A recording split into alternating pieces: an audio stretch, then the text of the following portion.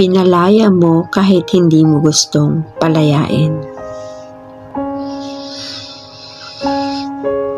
Naranasan mo na ba yung mahal mo pa pero kailangan mo nang bitawan? Yung sobrang bigat sa pakiramdam na kailangan mo palang i-let go yung taong mahal mo. Minahal mo siya, binuo mo, pero unti-unti ka lang niloloko.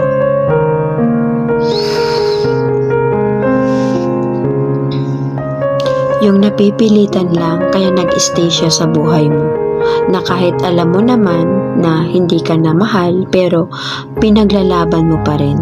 Yung alam mong hindi na healthy yung samahan pero nag-i-stay ka pa rin. Masakit para sa iyo dahil trinato mo siya ng maayos. Minahal mo siya ng totoo. Lahat ginawa mo para maging masaya siya sa'yo. Pero kailangan talaga nating palayain ang isang tao na kahit importante siya sa iyo, kailangan mo talagang itigil kung anong meron kayo.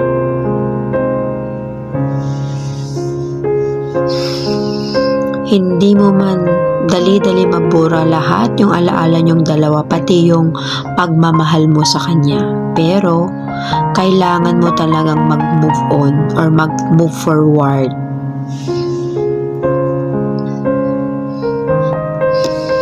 Pero hindi ka dapat maging malungkot na iniwan ka dahil hindi mo deserve yung umiyak dahil lang sa lungkot.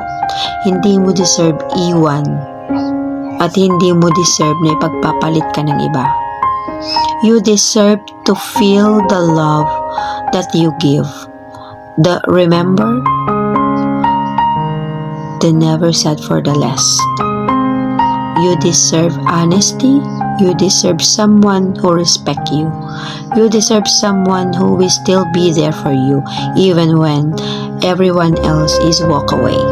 And you deserve someone who is real and who is plans for the both of you.